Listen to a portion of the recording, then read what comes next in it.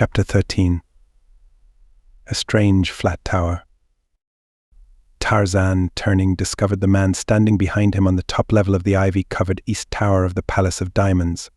His knife leapt from its sheath at the touch of his quick fingers. But almost simultaneously his hand dropped to his side, and he stood contemplating the other, with an expression of incredulity upon his face that but reflected a similar emotion registered upon the countenance of the stranger. For what Tarzan saw was no Bolgani, nor a Gomangani, but a white man, bald and old and shriveled, with a long white beard, a white man, naked but for barbaric ornaments of gold spangles and diamonds. God, exclaimed the strange apparition. Tarzan eyed the other quizzically. That single English word opened up such tremendous possibilities for conjecture as baffled the mind of the ape-man. "What are you? Who are you?" continued the old man, but this time in the dialect of the great apes. "You used an English word a moment ago," said Tarzan. "Do you speak that language?" Tarzan himself spoke in English. "Ah, dear God," cried the old man, "that I should have lived to hear that sweet tongue again," and he, too, now spoke in English, halting English, as might one who was long unaccustomed to voicing the language. "Who are you?" asked Tarzan, "and what are you doing here?" "It is the same question that I asked you," replied the old man. "Do not be afraid to answer me. You are evidently an Englishman, and you have nothing to fear from me." "I am here after a woman captured by the Bolgani," replied Tarzan. The other nodded. "Yes," he said, "I know, she is here." "Is she safe?" asked Tarzan. "She has not been harmed. She will be safe until tomorrow or the next day," replied the old man. "But who are you, and how did you find your way here from the outer world?" "I am Tarzan of the apes," replied the ape-man.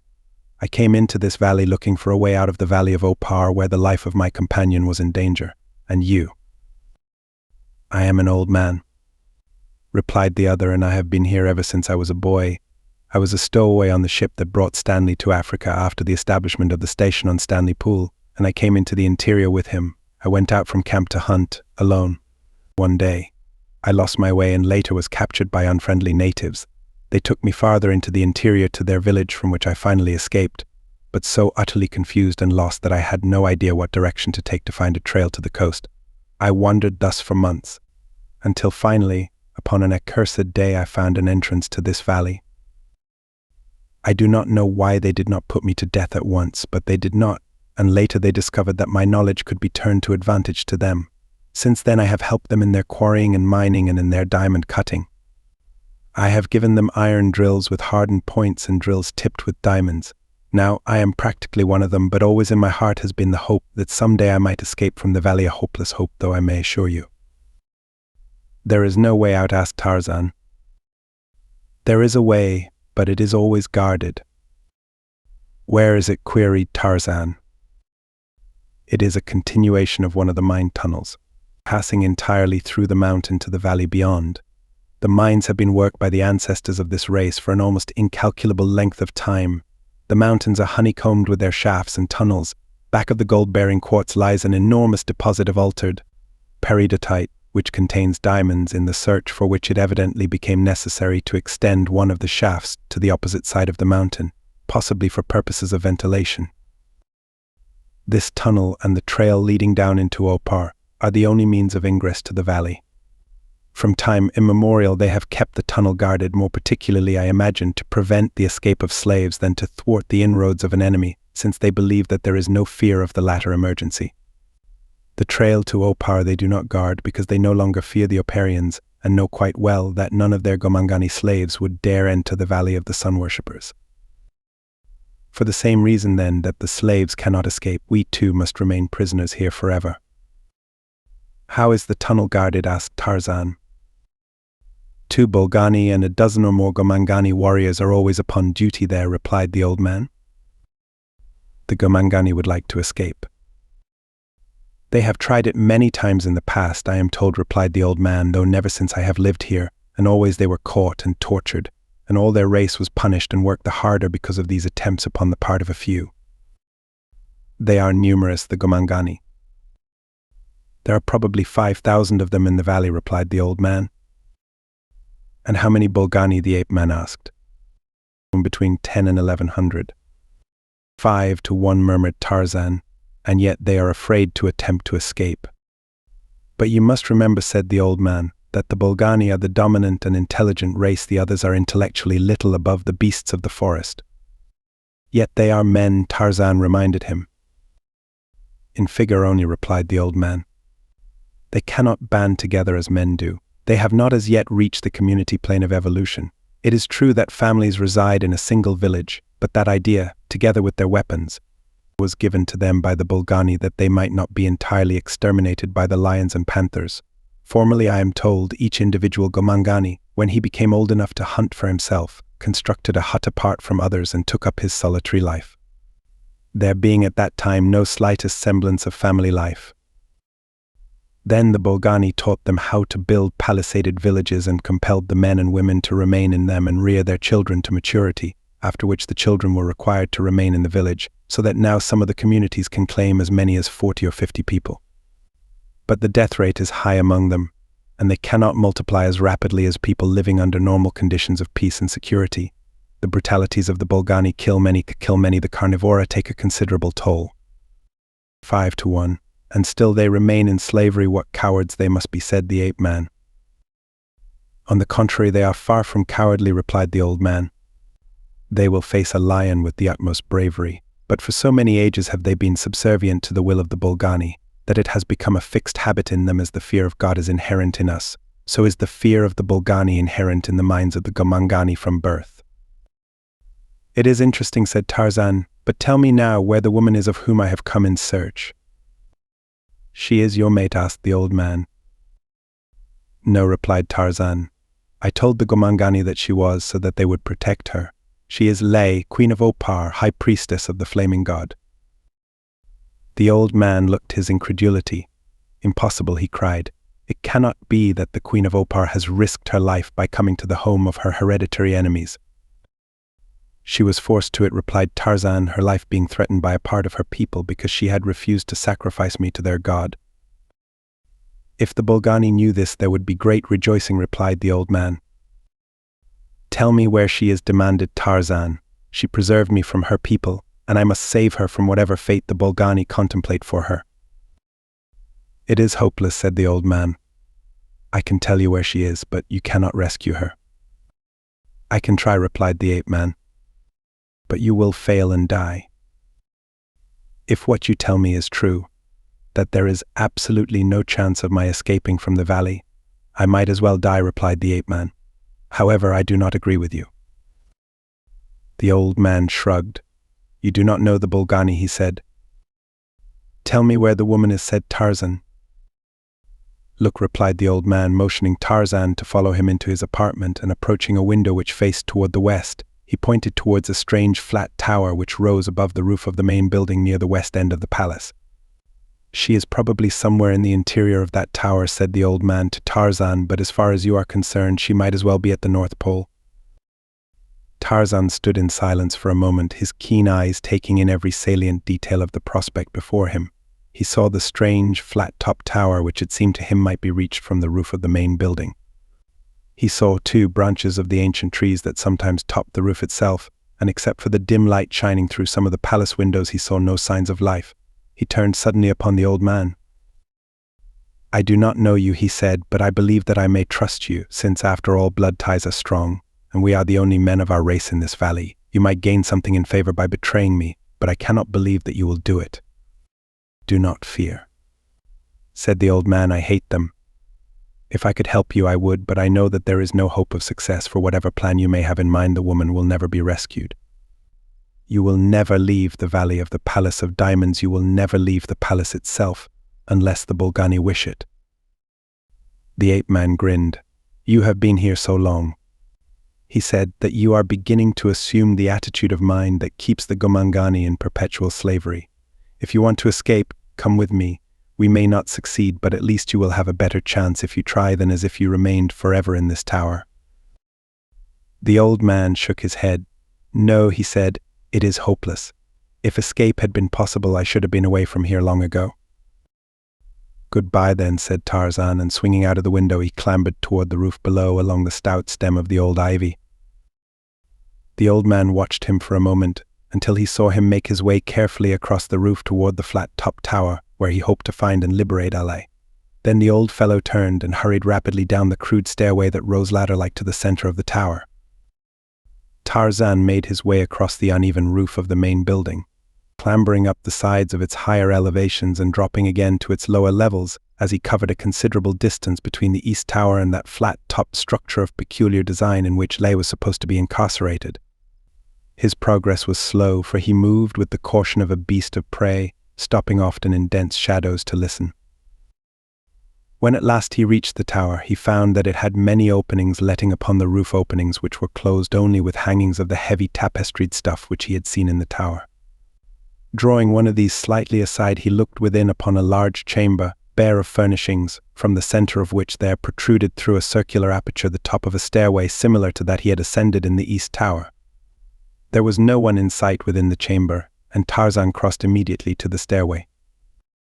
Peering cautiously into the opening, Tarzan saw that the stairway descended for a great distance, passing many floors. How far it went he could not judge, except it seemed likely that it pierced subterranean chambers beneath the palace. Sounds of life came up to him through the shaft, and odors too, but the latter largely nullified, insofar as the scent impressions which they offered Tarzan were concerned, by the heavy incense which pervaded the entire palace. It was this perfume that was to prove the ape-man's undoing, for otherwise his keen nostrils would have detected the scent of a nearby gomangani. The fellow lay behind one of the hangings at an aperture in the tower wall. He had been lying in such a position that he had seen Tarzan enter the chamber, and he was watching him now as the ape-man stood looking down the shaft of the stairway. The eyes of the black had at first gone wide in terror at sight of this strange apparition, the like of which he had never seen before. Had the creature been of sufficient intelligence to harbor superstition, he would have thought Tarzan a god descended from above. But being of too low an order to possess any imagination whatsoever, he merely knew that he saw a strange creature, and that all strange creatures must be enemies, he was convinced.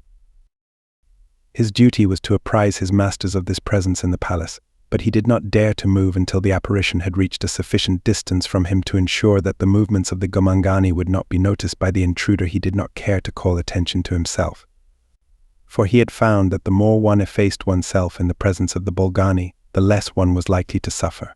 For a long time the stranger peered down the shaft of the stairway, and for a long time the gomangani lay quietly watching him. But at last the former descended the stairs and passed out of sight of the watcher, who immediately leaped to his feet and scurried away across the roof of the palace toward a large tower arising at its western end. As Tarzan descended the ladder, the fumes of the incense became more and more annoying. Where otherwise he might have investigated quickly by scent, he was now compelled to listen for every sound, and in many cases to investigate the chambers opening upon the central corridor by entering them. Where the doors were locked, he lay flat and listened close to the aperture at their base. On several occasions he risked calling Lay by name, but in no case did he receive any reply. He had investigated 4 landings and was descending to the 5th, when he saw standing in one of the doorways upon this level an evidently much excited and possibly terrified black. The fellow was of giant proportions and entirely unarmed. He stood looking at the ape-man with wide eyes as the latter jumped lightly from the stairway and stood facing him upon the same level. "What do you want?" finally stammered the black. "Are you looking for the white she, your mate, whom the bolgani took?" "Yes," replied Tarzan. "What do you know of her?" "I know where she is hidden," replied the black, "and if you will follow me, I will lead you to her." "Why do you offer to do this for me?" asked Tarzan, immediately suspicious. "Why is it that you do not go at once to your masters and tell them that I am here, that they may send men to capture me?" "I do not know the reason that I was sent to tell you this," replied the black. "The bolgani sent me. I did not wish to come, for I was afraid." "Where did they tell you to lead me?" asked Tarzan. "I am to lead you into a chamber, the door of which will be immediately bolted upon us. You will then be a prisoner." "And you?" inquired Tarzan. "I, too, shall be a prisoner with you. The bolgani do not care what becomes of me. Perhaps you will kill me, but they do not care." "If you lead me into a trap, I shall kill you," replied Tarzan. "But if you lead me to the woman, perhaps we shall all escape. You would like to escape, would you not?" "I should like to escape, but I cannot." "Have you ever tried?" "No, I have not. Why should I try to do something that cannot be done?" If you lead me into the trap, I shall surely kill you. If you lead me to the woman, you at least have the chance that I do to live. Which will you do?" The black scratched his head in thought, the idea slowly filtering through his stupid mind. At last he spoke. "You are very wise," he said. "I will lead you to the woman." "Go ahead then," said Tarzan, "and I will follow you." The black descended to the next level, and opening the door entered a long, straight corridor. As the ape-man followed his guide, he had leisure to reflect upon the means through which the Bolgani had learned of his presence in the tower, and the only conclusion he could arrive at was that the old man had betrayed him, since insofar as Tarzan was aware, he alone knew that the ape-man was in the palace.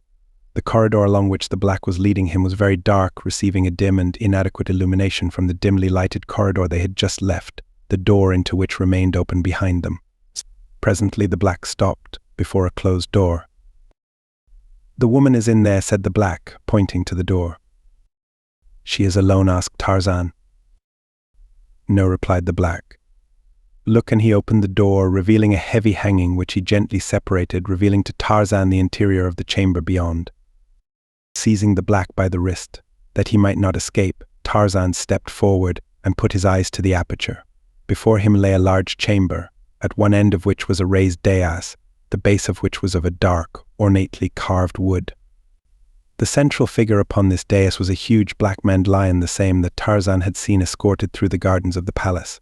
His golden chains were now fastened to rings in the floor, while the four blacks stood in statuesque rigidity, two upon either side of the beast. Upon golden thrones behind the lion sat three magnificently ornamented Bolgani.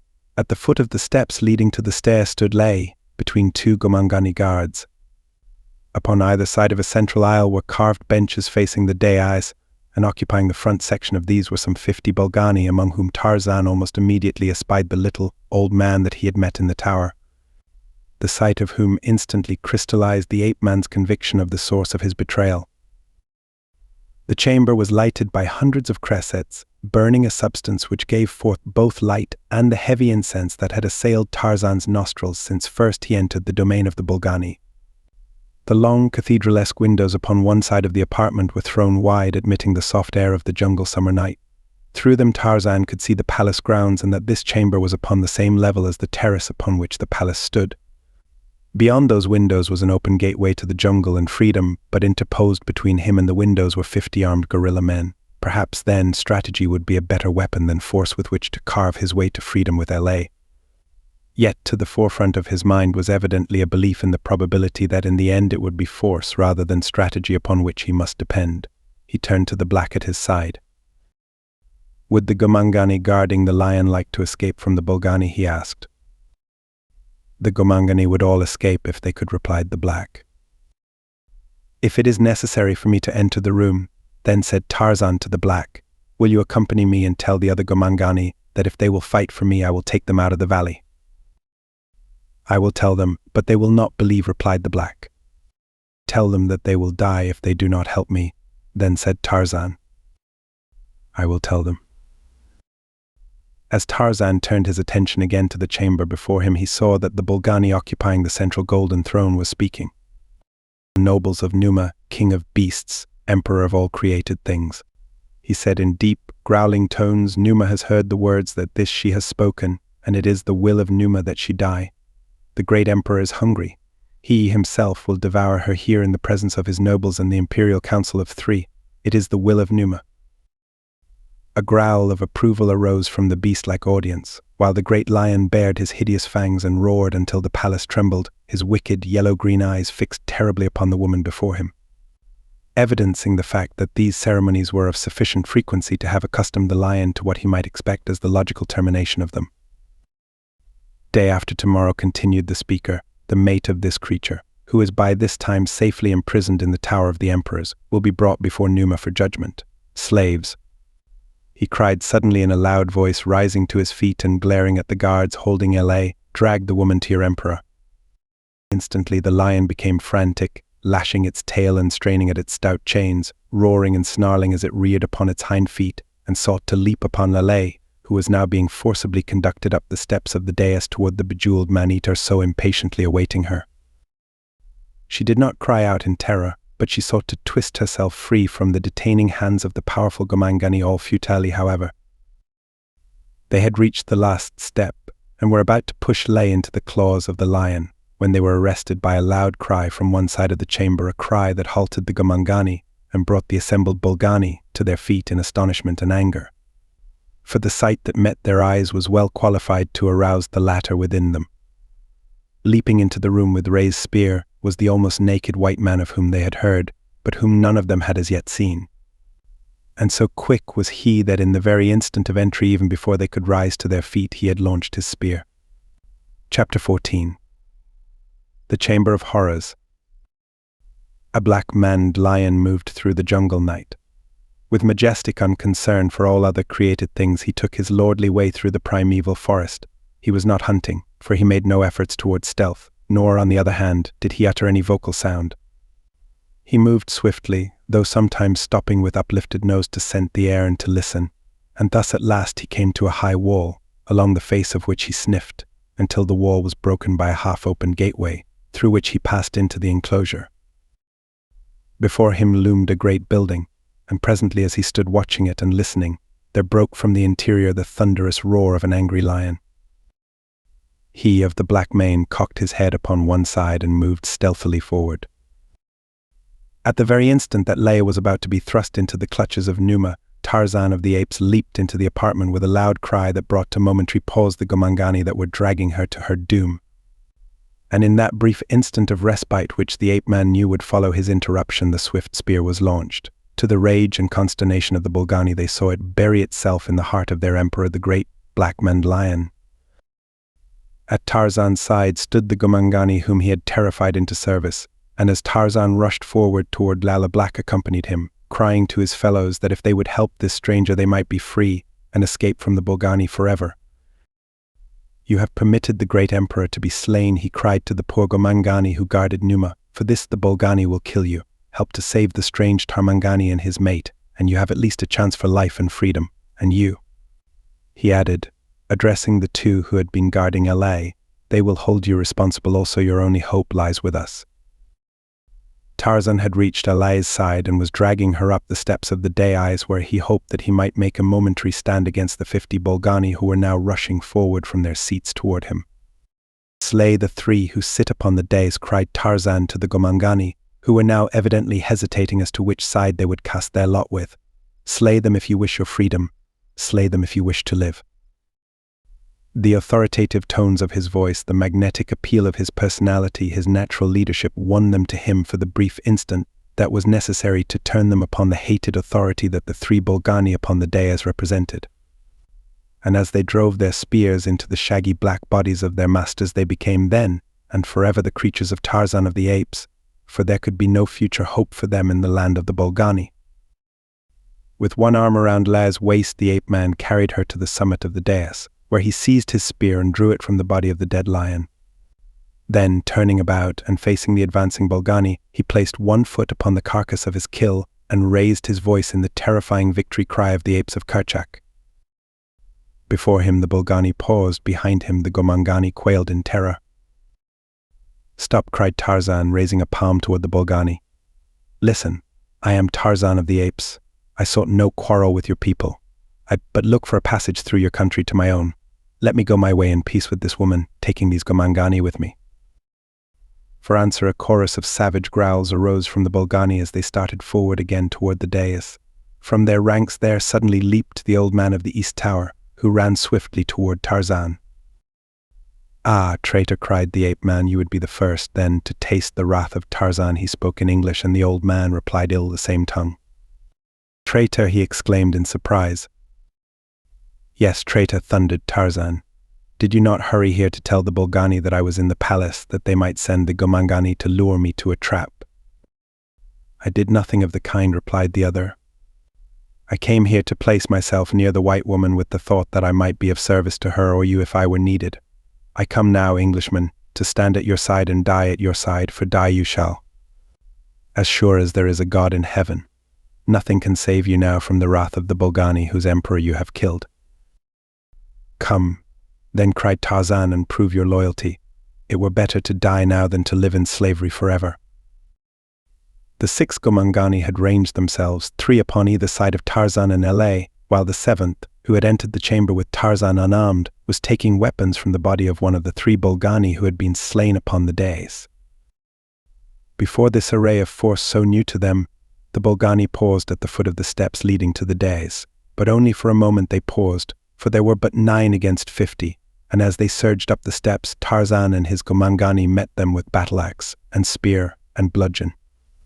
For a moment they pressed them back, but the numbers against them were too great, and once again a wave swept up that seemed likely to overwhelm them, when there broke upon the ears of the contestants a frightful roar, which coming from almost at their sides brought a sudden, momentary cessation of the battle. Turning their eyes in the direction of the sound, they saw a huge black-maned lion standing upon the floor of the apartment just within one of the windows. For an instant he stood like a statue of golden bronze, and then again the building trembled to the reverberations of his mighty roar.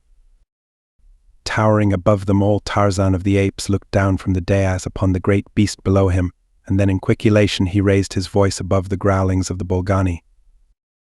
"Jad Baljah," he cried, and pointing toward the Bolgani, "Kill! Kill!" Scarcely had the words been uttered ere the huge monster, a veritable devil incarnate, was upon the hairy gorilla men, and simultaneously there occurred to the mind of the ape man a daring plan of salvation for himself and the others who were dependent upon him. "Quick," he cried to the Gomangani, "fall upon the Bolgani. Here at last is the true Numa, king of beasts, and ruler of all creation. He slays his enemies, but he will protect Tarzan of the Apes and the Gomangani, who are his friends." Seeing their hated masters falling back before the terrific onslaughts of the lion, the Gomangani rushed in with battle-axes and clubs, while Tarzan, casting aside his spear, took his place among them with drawn knife, and keeping close to Jad Baljah, directed the lion from one victim to another. Lest he fall by mistake upon the Gomangani or the little old white man or even La herself, 20 of the Bolgani lay dead upon the floor before the balance managed to escape from the chamber, and then Tarzan, turning to Jad Baljah, called him to heel. "Go," he said, turning toward the Gomangani, and drag the body of the false Numa from the dais. Remove it from the room, for the true emperor has come to claim his throne. The old man and La were eyeing Tarzan and the lion in amazement. "Who are you," asked the former, "that you can work such miracles with a savage beast of the jungle? Who are you, and what do you intend to do?" "Wait and see," said Tarzan with a grim smile. "I think that we shall all be safe now, and that the Gomangani may live in comfort for a long time hereafter." When the blacks had removed the carcass of the lion from the dais and thrown it from one of the windows of the chamber, Tarzan sent Jad Baljah to sit in the place upon the dais that had formerly been occupied by the lion Numa. "There," he said, turning to the Gomangani, "you see the true emperor who does not have to be chained to his throne. 3 of you will go to the huts of your people behind the palace and summon them to the throne room, that they too may see what has transpired. Hurry, that we may have many warriors here before the Bolgani return in force." Filled with an excitement which almost shook their dull minds into a semblance of intelligence, 3 of the Gomangani hastened to do Tarzan's bidding, while the others stood gazing at Tarzan with expressions of such awe that might only be engendered by the sight of deity. Ella came then and stood beside Tarzan, looking up into his face with eyes that reflected a reverence fully as deep as that held by the blacks. "I have not thanked you, Tarzan of the Apes," she said, "for what you have risked and done for me. I know that you must have come here in search of me, to save me from these creatures, and I know that it was not love that impelled you to this heroic and well-nigh hopeless act. That you have succeeded thus far is little short of miraculous. But I, in the legends of whose people are recounted the exploits of the Bolgani, know that there can be no hope of eventual escape for us all, and so I beseech that you go at once, and make good your escape alone, if possible, for you alone of us have any possible chance of escape." "I do not agree with you that we have no chance to escape," Ella replied the ape-man. "It seems to me that now we not only have every reason to believe that we are practically assured of escape, but that we may ensure also to these poor Gomangani freedom from slavery and from the tyranny of the Bolgani. But this is not all. With this I shall not be satisfied. Not only must these people who show no hospitality to strangers be punished, but your own disloyal priests as well. To this latter end I intend to march out of the valley of the Palace of Diamonds, and down upon the city of Opar with a force of Gomangani sufficient to compel Kadje to relinquish the power he has usurped and replace you upon the throne of Opar. Nothing less than this shall satisfy me, and nothing less than this shall I accomplish before I leave." "You are a brave man," said the old man, "and you have succeeded beyond what I thought could be possible. But Lay is right, you do not know the ferocity or the resources of the Bolgani, or the power which they wield over the Gomangani. Could you raise from the stupid minds of the blacks the incubus of fear that rests so heavily upon them, you might win over a sufficient number to make good your escape from the valley. But that, I fear, is beyond even you. Our only hope, therefore, is to escape from the palace while they are momentarily disorganized, and trust to fleetness and to luck to carry us beyond the limits of the valley before we are apprehended." "See," cried Lay, pointing, "even now it is too late, they return." Tarzan looked in the direction that she indicated and saw through the open doorway at the far end of the chamber a large number of guerrilla men approaching.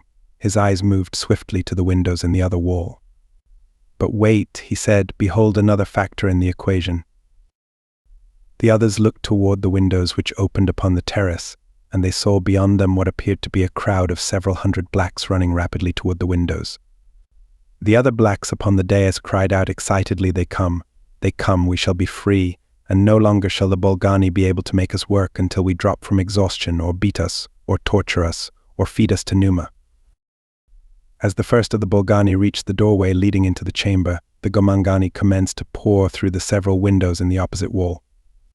They were led by the 3 who had been sent to fetch them, and to such good effect had these carried their message that the blacks already seemed like a new people, so transfigured were they by the thought of immediate freedom.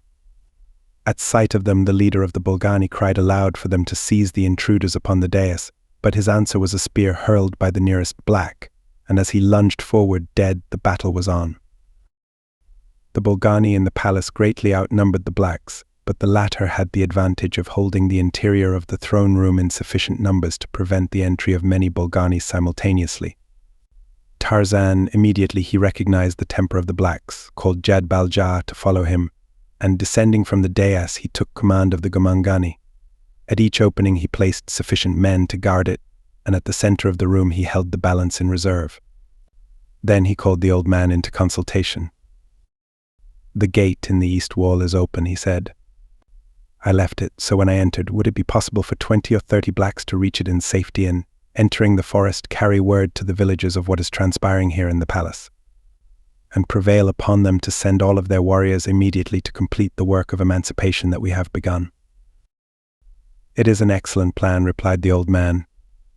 "The Bolgani are not upon that side of the palace between us and the gate, and if it may ever be accomplished, now is the time. I will pick your men for you. They must be headmen, whose words will carry some weight with the villagers outside the palace walls." "Good," exclaimed Tarzan. "Select them immediately, tell them what we want, and urge upon them the necessity for haste."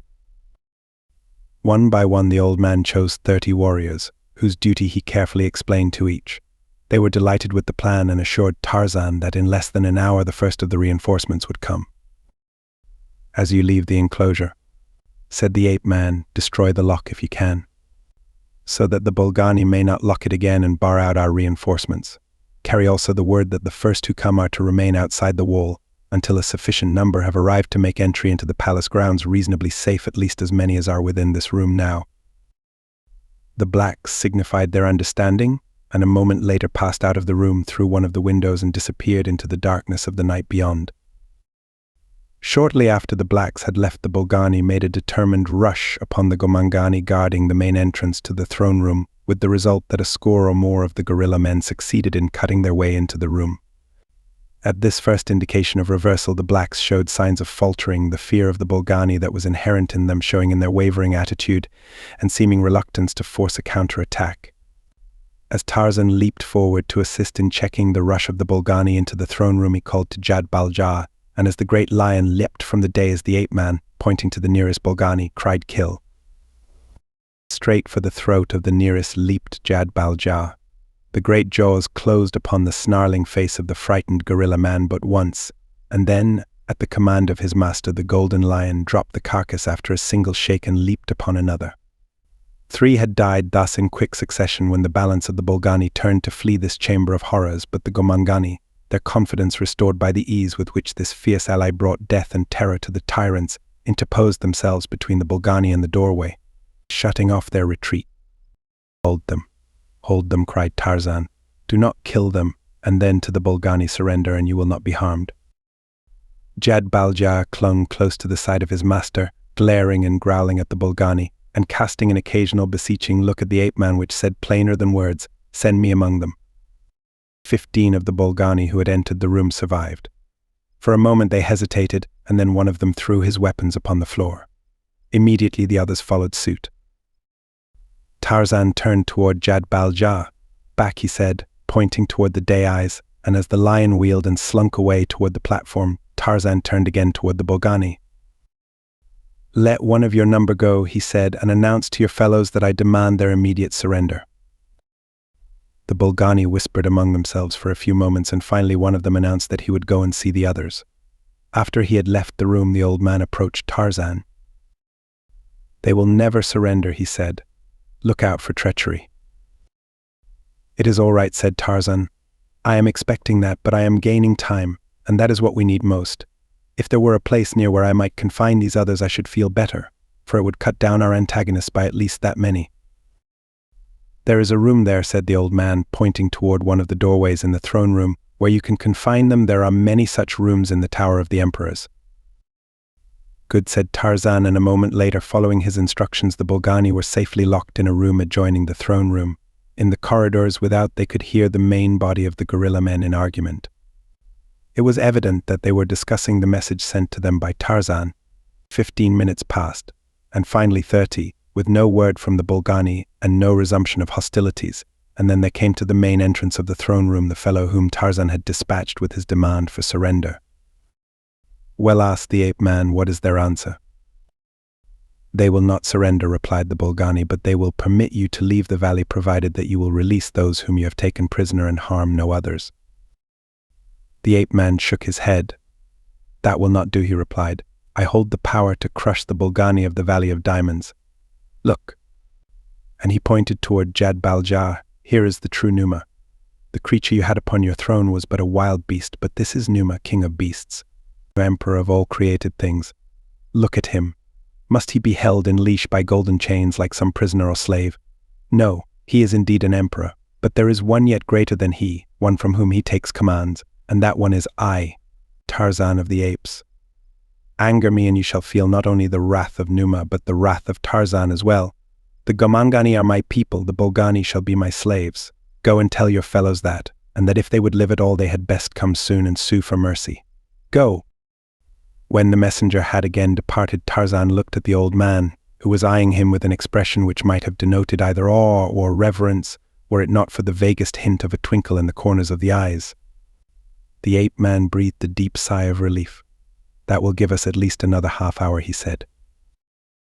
"We shall need it, and more, too," replied the old man, "though at that you have accomplished more than I had thought possible, for at least you have put a doubt in the minds of the Bolgani, who never before have had cause to question their own power." Presently from the outer corridors the sounds of argument and discussion gave place to that of movement among the Bolgani.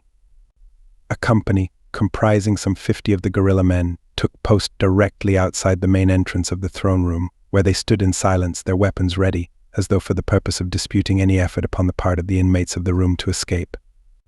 Beyond them the balance of the guerrilla men could be seen moving away and disappearing through doorways and corridors leading from the main hallway of the palace.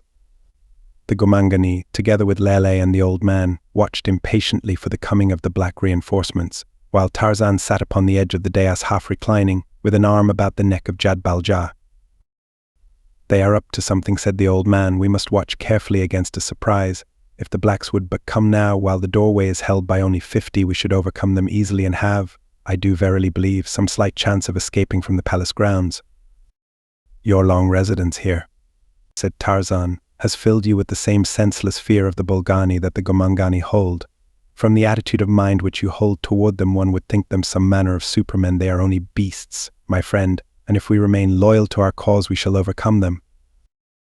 "Beasts they may be," replied the old man, "but they are beasts with the brains of men. Their cunning and their cruelty are diabolical." A long silence ensued, broken only by the nervous whisperings of the Gomangani, whose morale, it was evident, was slowly disintegrating under the nervous strain of the enforced wait and the failure of their fellows of the forest to come quickly to their aid. To this was added the demoralizing effect of speculation upon what the Bolgani were planning or what plan they already were putting into effect. The very silence of the guerrilla men was more terrible than the din of actual assault. LA was the first of the whites to break the silence.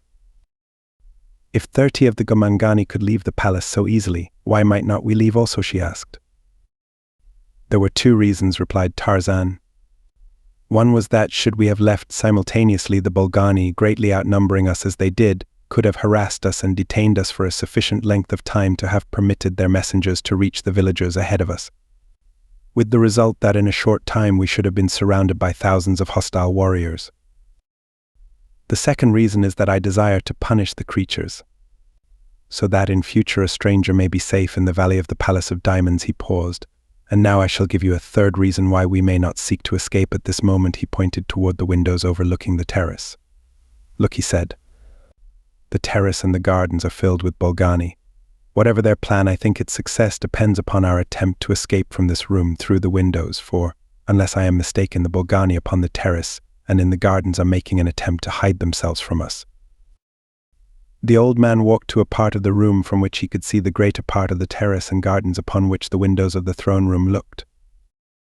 You are right, he said when he returned to the ape man's side. The Bolgani are all massed outside these windows with the exception of those who guard the entrance and possibly some others at the doorways at other portions of the throne room. That, however, we must determine. He walked quickly to the opposite side of the chamber and drew back the hangings before one of the apertures, disclosing beyond a small band of Bolgani.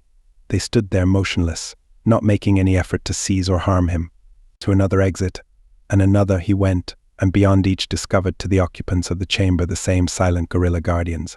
He made the circle of the room, passing over the dais behind the 3 thrones, and then he came back to Tarzan and LA.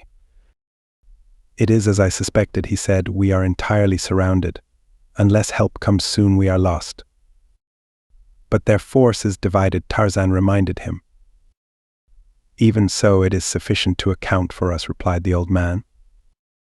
Perhaps you are right, said Tarzan, but at least we shall have a bully fight. What is that? Exclaimed LA, and simultaneously attracted by the same noise, the inmates of the throne room raised their eyes to the ceiling above them, where they saw that traps had been lifted from a dozen openings, revealing the scowling faces of several score of guerrilla men. What are they up to now? Exclaimed Tarzan, and as though in answer to the query, the Bolgani above began hurling bundles of burning, oil-soaked rags, tied in goat skins, into the throne room, which immediately commenced to fill it with a thick, suffocating smoke, accompanied by the stench of burning hide and hair. Chapter 15. The Map of Blood. After Esteban and Oaza had buried the gold, they returned to the spot where they had left their 5 boys, and proceeding with them to the river made camp for the night. Here they discussed their plans, deciding to abandon the balance of the party to reach the coast as best they might, while they returned to another section of the coast where they could recruit sufficient porters to carry out the gold. Instead of going way back to the coast for porters, asked Esteban, why could we not just as well recruit them from the nearest village? Such men would not go with us way to the coast, replied Oaza. They are not porters. At best they would but carry our gold to the next village. Why not that, then, inquired the Spaniard, and at the next village we could employ porters to carry us on still farther, until we could employ other men to continue on with us. Oaza shook his head. It is a good plan, Buana, but we cannot do it, because we have nothing with which to pay our porters. Esteban scratched his head. You are right, he said, but it would save us that damnable trip to the coast and return. They sat for some moments in silence, thinking. I have it at last, exclaimed the Spaniard. Even if we had the porters now, we could not go directly to the coast for fear of meeting Flora Hawks's party. We must let them get out of Africa before we take the gold to the coast. 2 months will be none too long to wait, for they are going to have a devil of a time getting to the coast at all with that bunch of mutinous porters. While we are waiting, therefore, let us take one of the ingots of gold to the nearest point at which we can dispose of it for trade goods. Then we can return and hire porters to carry it from village to village. The Buana speaks words of wisdom, replied Oaza. It is not as far to the nearest trading post as it is back to the coast, and thus we shall not only save time but also many long, hard marches. In the morning, then, we shall return and unearth one of the ingots, but we must be sure that none of your men accompanies us, for no one must know until it is absolutely necessary where the gold is buried. When we return for it, of course, then others must know too. But inasmuch as we shall be with it constantly thereafter, there will be little danger of its being taken from us. And so upon the following morning the Spaniard and Owaza returned to the buried treasure, where they unearthed a single ingot. Before he left the spot, the Spaniard drew upon the inner surface of the leopard skin that he wore across his shoulder an accurate map of the location of the treasure, making the drawing with a sharpened stick, dipped in the blood of a small rodent he had killed for the purpose. From Owaza he obtained the native names of the river and of such landmarks as were visible from the spot at which the treasure was buried, together with as explicit directions as possible for reaching the place from the coast. This information, too, he wrote below the map, and when he had finished he felt much relieved from the fear that should aught befall Owaza he might never be able to locate the gold. When Jane Clayton reached the coast to take passage for London, she found awaiting her a wire stating that her father was entirely out of danger and that there was no necessity for her coming to him. She, therefore, after a few days of rest, turned her face again toward home and commenced to retrace the steps of the long, hot, weary journey that she had just completed. When, finally, she arrived at the bungalow, she learned, to her consternation, that Tarzan of the Apes had not yet returned from his expedition to the city of Opar after the gold from the treasure vaults. She found Korak, evidently much exercised, but unwilling to voice a doubt as to the ability of his father to care for himself. She learned of the escape of the golden lion with regret, for she knew that Tarzan had become much attached to the noble beast. It was the second day after her return that the Waziri who had accompanied Tarzan returned without him. Then indeed was her heart filled with fear for her lord and master. She questioned the men carefully, and when she learned from them that Tarzan had suffered another accident that had again affected his memory, she immediately announced that she would set out on the following day in search of him, commanding the Waziri who had just returned to accompany her. Korak attempted to dissuade her, but failing in that insisted upon accompanying her. "We must not all be away at once," she said. "You remain here, my son. If I fail, I shall return and let you go." "I cannot let you go alone," mother replied Korak. "I am not alone when the Waziri are with me," she laughed. "And you know perfectly well, boy, that I am as safe anywhere in the heart of Africa with them as I am here at the ranch." Yes, I suppose so," he replied, "but I wish I might go, or that Miriam were here." "Yes, I too wish that Miriam were here," replied Lady Greystoke. "However, do not worry. You know that my jungle craft, while not equal to that of Tarzan or Korak, is by no means a poor asset, and that surrounded by the loyalty and bravery of the Waziri, I shall be safe." "I suppose you are right," replied Korak, "but I do not like to see you go without me." And so, notwithstanding his objections, Jane Clayton set out the next morning with 50 Waziri warriors in search of her savage mate. When Esteban and Owaza had not returned to camp as they had promised, the other members of the party were at first inclined to anger, which was later replaced by concern. Not so much for the safety of the Spaniard, but for fear that Owaza might have met with an accident and would not return to take them in safety to the coast, for of all the blacks he alone seemed competent to handle the surly and mutinous carriers. The Negroes scouted the idea that Owaza had become lost and were more inclined to the opinion that he and Esteban had deliberately deserted them. Luvini, who acted as headman in Owaza's absence, had a theory of his own. "Owaza and the Bwana have gone after the ivory raiders alone. By trickery they may accomplish as much as we could have accomplished by force, and there will only be 2 among whom to divide the ivory." "But how may 2 men overcome a band of raiders?" inquired Flora, skeptically. "You do not know Owaza," answered Luvini. "If he can gain the ears of their slaves, he will win them over. And when the Arabs see that he who accompanies Owaza and who fights at the head of the mutinous slaves is Tarzan of the Apes, they will flee in terror." "I believe he is right," muttered Kraski. "It sounds just like the Spaniard," and then suddenly he turned upon Luvini. "Can you lead us to the raiders' camp?" he demanded. "Yes," replied the Negro. "Good," exclaimed Kraski. "And now, Flora, what do you think of this plan? Let us send a swift runner to the raiders, warning them against Owaza and the Spaniard, and telling them that the latter is not Tarzan of the Apes, but an impostor. We can ask them to capture and hold the 2 until we come. And after we arrive, we can make such further plans as the circumstances permit. Very possibly we can carry out our original design after we have once entered their camp as friends." "Yes, that sounds good," replied Flora, "and it is certainly crooked enough, just like you yourself." The Russian blushed. "Birds of a feather," he quoted. The girl shrugged her shoulders indifferently, but Blueber, who, with Peebles and Throck, had been silent listeners to the conversation, blustered. "Vote, do you mean birds vit feathers?" he demanded. "Who was a crook? I tell you, Mr. Karl Kraske, I am an honest man. Dot is von Teing. Dot no man don't say about Adolf Bluber. He is a crook." "Oh, shut up," snapped Kraske. "If there's anything in it, you'll be for it if there's no risk.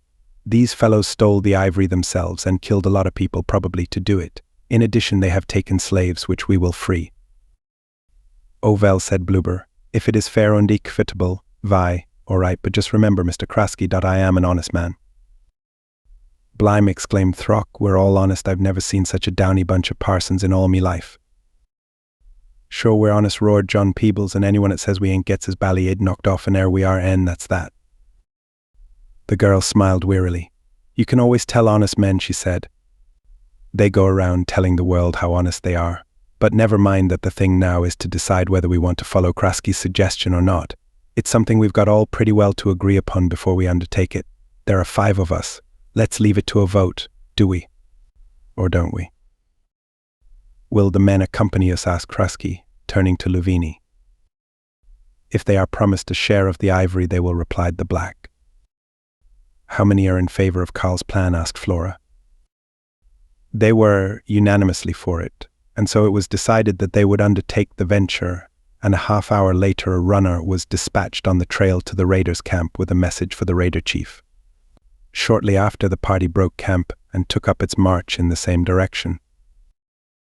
A week later, when they reached the camp of the raiders, they found that their messenger had arrived safely and that they were expected. Esteban and Oaza had not put in an appearance, nor had anything been seen or heard of them in the vicinity. The result was that the Arabs were inclined to be suspicious and surly, fearing that the message brought to them had been but a ruse to permit this considerable body of whites and armed blacks to enter their stockade in safety. Jane Clayton and her Waziri, moving rapidly, picked up the spoor of Flora Hawkes' safari at the camp, where the Waziri had last seen Esteban, whom they still thought to have been Tarzan of the Apes. Following the plainly marked trail and moving much more rapidly than the Hawks safari, Jane and the Waziri made camp within a mile of the Ivory Raiders only about a week after the Hawks party had arrived, and where they still remained, waiting either for the coming of Oaza and Esteban, or for a propitious moment in which they could launch their traitorous assault upon the Arabs. In the meantime, Luvini and some of the other blacks had succeeded in secretly spreading the propaganda of revolt among the slaves of the Arabs. Though he reported his progress daily to Flora Hawkes, he did not report the steady growth and development of a little private plan of his own, which contemplated, in addition to the revolt of the slaves and the slaying of the Arabs, the murder of all the whites in the camp. With the exception of Flora Hawkes, whom Luvini wished to preserve either for himself or for sale to some black sultan of the north.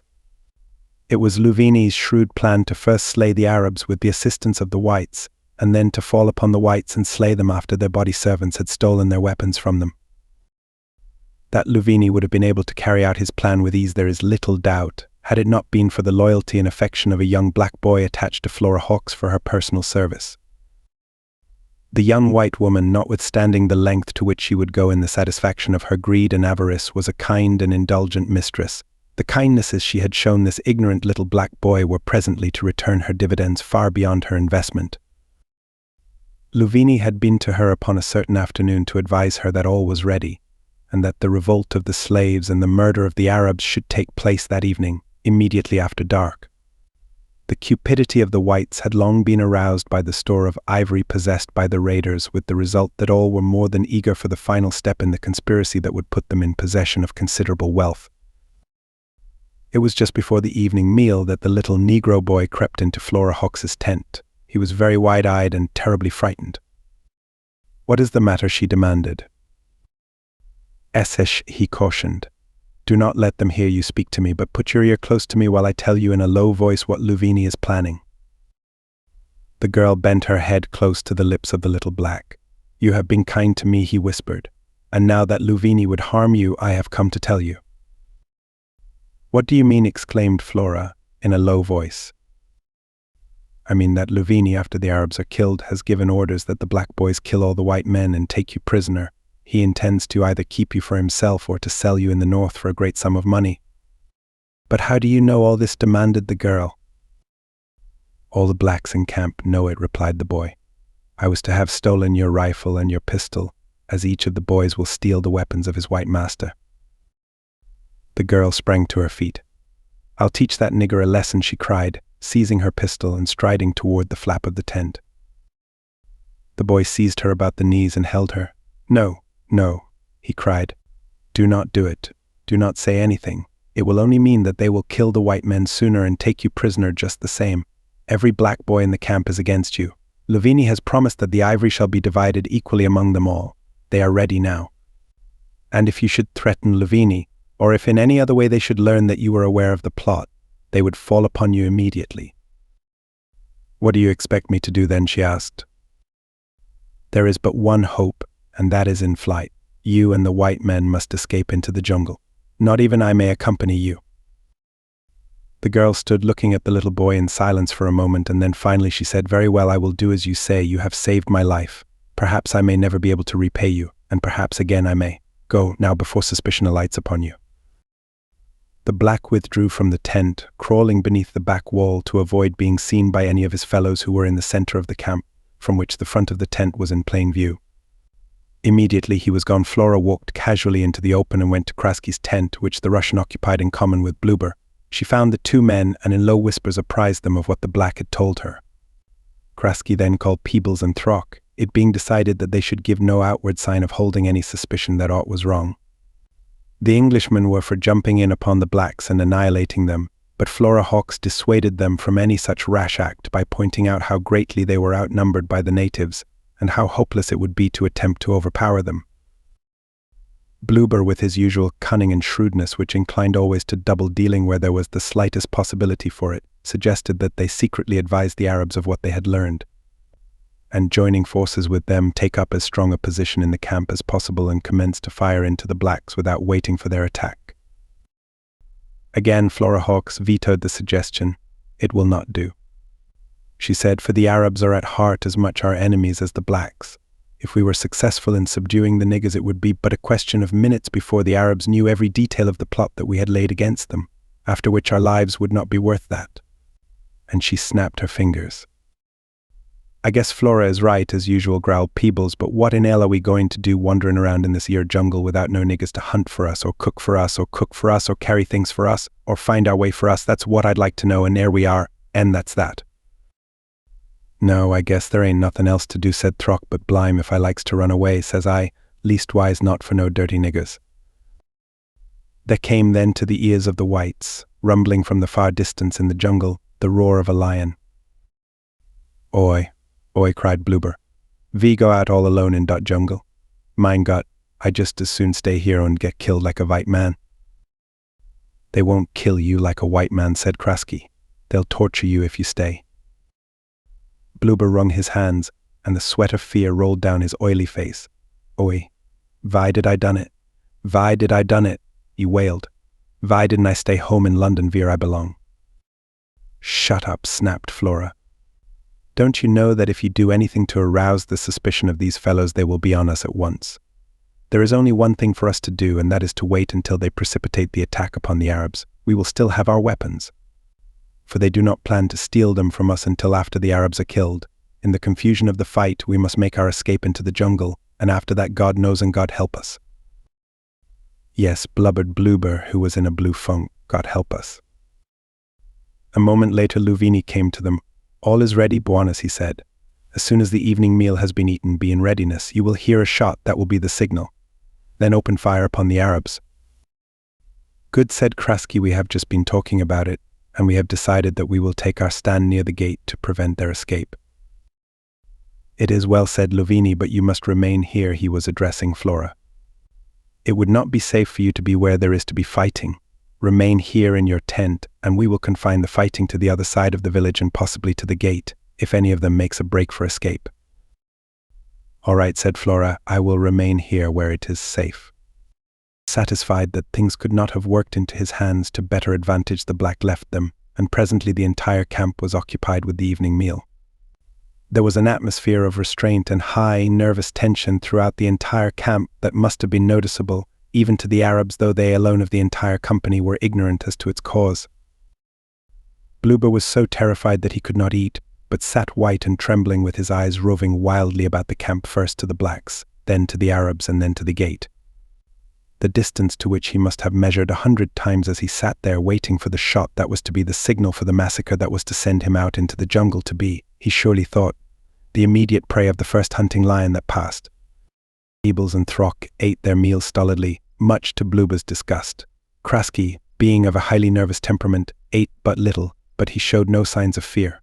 Nor did Flora Hawkes, though at heart she realized the hopelessness of their situation. Darkness had fallen.